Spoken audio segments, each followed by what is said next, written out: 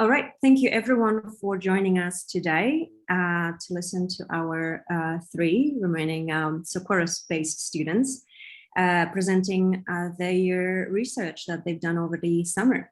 So the first student that will give a talk is Katiya Fosdick. She is based in University of Wisconsin-Madison and is a starting senior just probably sometime next week or even this weekend.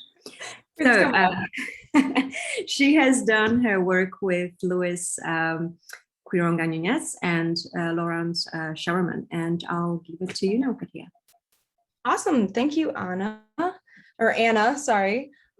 Yeah, so my project is characterizing the variability of thermally pulsing AGBs within Gaia and CTF data.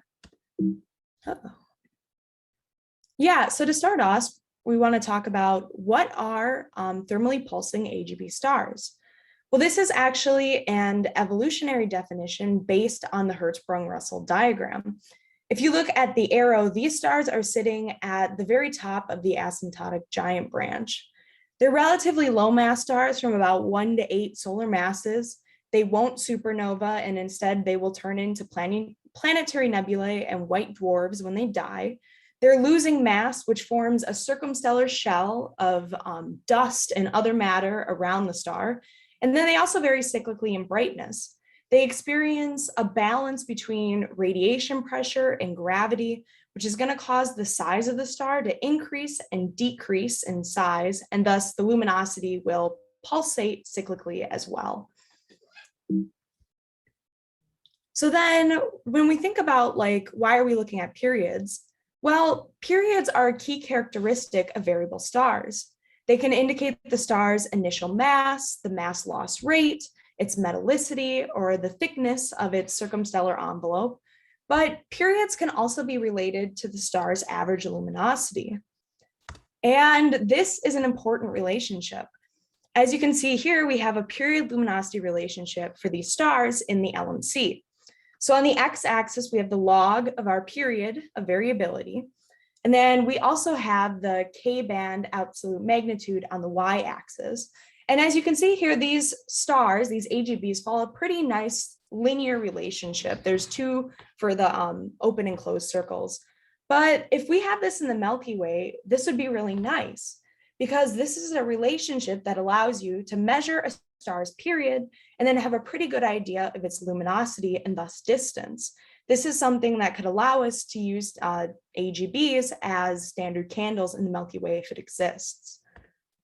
But when we look at the period luminosity relationship inside the solar neighborhood, the area about 2 kiloparsecs out from us, we don't see the same linear relationship. I'm going to kind of trace it with my mouse. This black line is the relationship we saw in the previous figure. And there's a couple other known relationships that are plotted over these. These lines are not fits. They're just relationships that have been discovered by other people. But we find that our sample of stars here produces a pretty flat relationship. There's not really a distinct functional form like we saw in the previous plot. But there's something that we want to check here, because the periods that we're using here in our period luminosity relationship are those that are returned by Gaia from their own fitting process. And there are some Gaia periods that we found have relatively large errors, and they can experience other effects like aliasing. If our periods are inaccurate, that can cloud any sort of functional form that exists in this data for our period luminosity relationship. So when we started this project, to address this problem, we started with several different goals. We wanted to produce a sample of AGBs in the solar neighborhood with accurate periods with relatively small errors. Then we wanted to use a sample of stars to confirm or maybe create a new period luminosity relationship for the AGBs in the solar neighborhood in the Milky Way. And then through this, we're going to create a fitting algorithm that we're going to have to test on some sources. And thus we're going to add, confirm, and potentially dispute some of the periods for these AGBs that are in the Gaia archive already. So for our fitting algorithm, we use 2 solar neighborhood samples. One was a sample of 36,000 AGBs that are classified as long period variables by Gaia, and they are also cross-listed in the Zwicky Transient Facility ZTF. So that means we have a light curve for both the object in Gaia and then a different light curve for the object in ZTF. And then we also have a subsample of these sources, the Bade sample, which my mentors are working on, for which we have good Gaia parallaxes, which mean we have good distances. We have extinction maps and infrared photometry in the K-band from a survey that's different from Gaia. And those three things are going to help us get our K-band absolute magnitudes when we're doing our period luminosity relationship. We also have bolometric magnitudes, which are total luminosities, and we know that these stars are constrained to the galactic plane. So the key vehicle of our fitting method was a least squares regression sinusoidal fit inspired by the Jimenez-Esteban et al. 2021 paper. So our function, which is shown below the sinusoidal fit title, it's a function of time. It has an output of apparent magnitude. And then when we apply our least square regression fit, we're fitting for 4 different parameters shown in the diagram to the right. We have a mean magnitude M, amplitude of our sinusoid A T sub O parameter, which is the first time point in a given light curve. And then we have our P, which is our period that we want to investigate and fit for. And then the Jimenez-Esteban 2021 paper also provided a really nice period error formula that we've been able to calculate the errors on our fitted period parameter relatively easy. But our least square regression fitting needed a little help. And to this, we turned to the Lahm-Scargill periodogram, accurate and well-tested method for extracting the periods of a signal. So basically what we did with this periodogram is we read in our light curve data, and then it will spit out a peak at the frequency at which there should be a sinusoidal signal in the data. In this, we were able to invert to get a first guess parameter period that we can read into our least squares regression fitting, which will help that method to fit a more accurate period. And this is still scientifically based on our data. So what we did is we took an example source here to illustrate, but we took the Gaia light curve of our source, we read in our first guess period, we did the least squares regression fit of the source as shown in our sinusoid, and then it spit out several fitting parameters, P being the period we were interested for. But if you caught what I said earlier when I was talking about adding periods to Gaia, Gaia didn't always publish a period for these sources. Sometimes there's issues with the data that made it impossible to fit a period. So how are we going to do this? How are we going to provide and add new periods for periods that haven't been fit before? Well, what we're going to do is we're going to take advantage of the fact that we have ZTF data for all of these sources.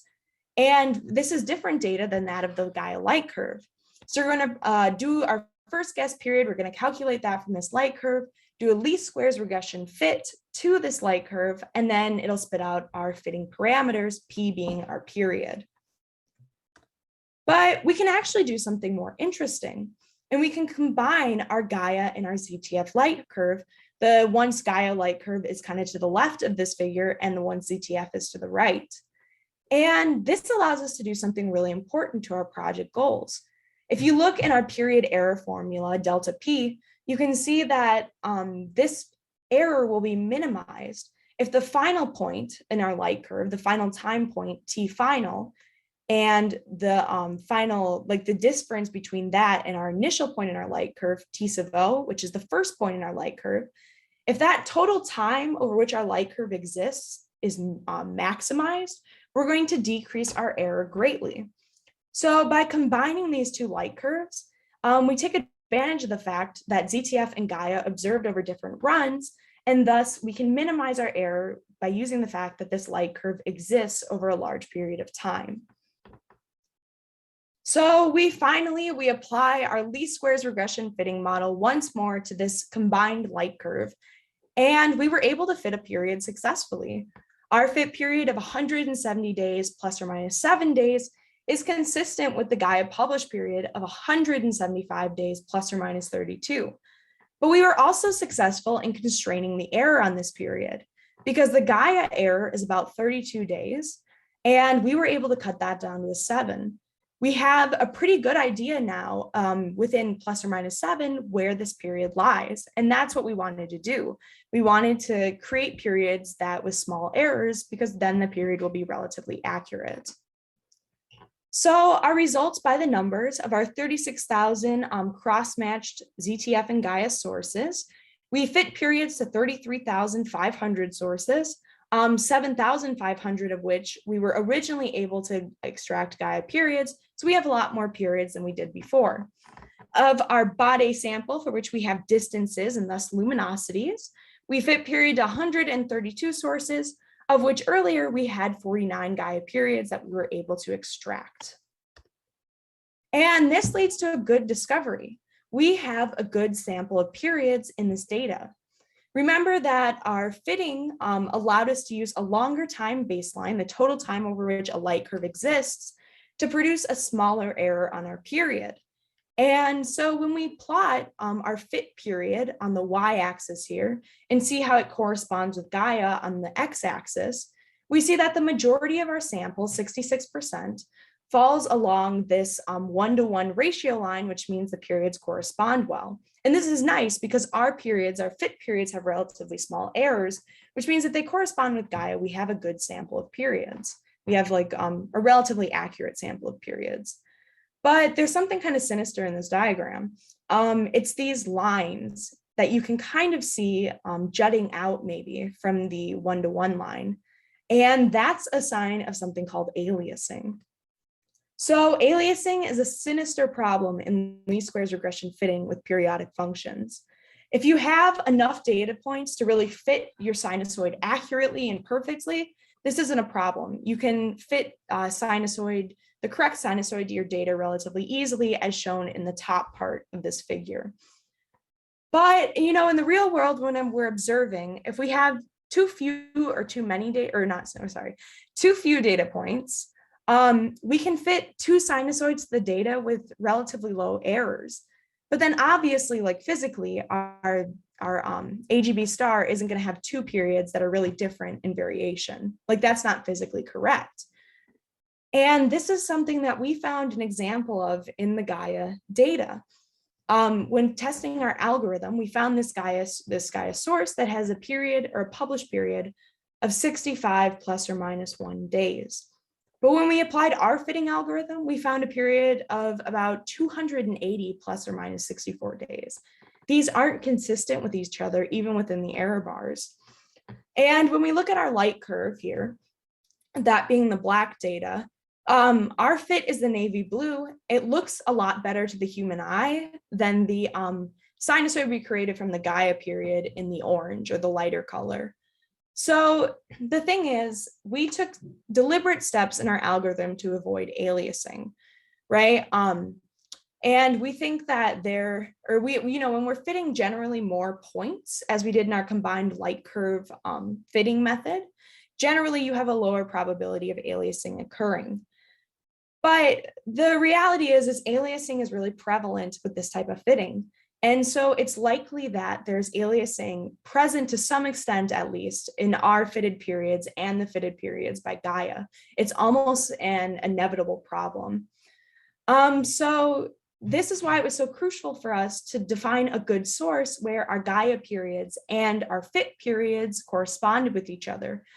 By adding more data and by using different fitting methods, we think that we would have been able to then identify a sample of periods with a consistent period, a period that's true to the source physically with these 2 different methods. And we were able to take our good sample of body periods and plot a period luminosity relationship. As you see here, this white lock line is what I showed earlier from the LMC. And once again, we don't really have a tight fit around this. Our sources are still looking pretty flat in this solar neighborhood period luminosity relationship. But this might be something that we expect. Because do you remember this plot of the period luminosity relationship in the LMC? Well, the LMC is a pretty special system. It's not totally analogous to the Milky Way. The LMC has a really low metallicity that the stars have. All of these stars have the same approximate distance from us, and all of these stars will have the same dust extinction levels.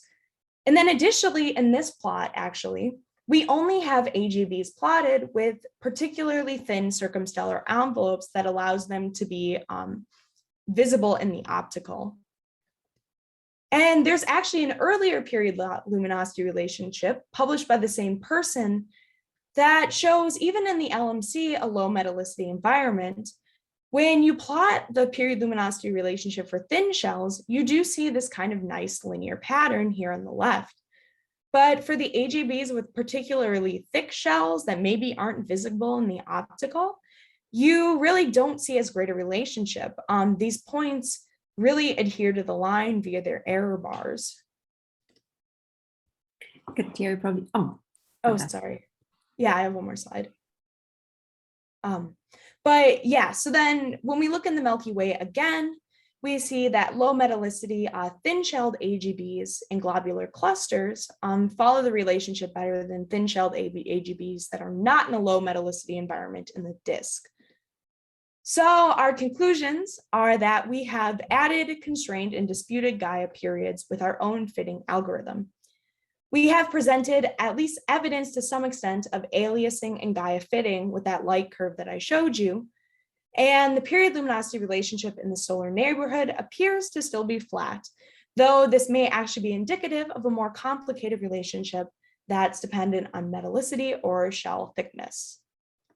So before I move to questions, I wanted to thank some people from which this project wouldn't be possible. My mentors, Luis Henry, Quiroga Nunez, and Laurent Showerman. And then also our friends at the Bade Project, Yilva Filstrom, Mark Clausen, Megan Lewis, Brandon Medina, and Michael Stroll. You guys were awesome. I really loved working on this project with you, and I really appreciate the opportunity to work with you guys this summer. And then additionally, I wanted to thank the NRAO and the NSF for providing this opportunity to the students. It was a really educational and great experience. And so I'm gonna just take questions now. I can just leave this conclusion slide up, but if you have something that maybe is more detailed or you want me to send you any figures or anything, I'm also gonna put my contact information on this slide below. Thank you, Katiya. Brilliant, thank you so much. So we do have questions. Do we have questions? We have time for one question, maybe? Feel free to actually unmute yourself, raise a hand or unmute yourself. You don't need to type it in the chat. There's plenty of applause.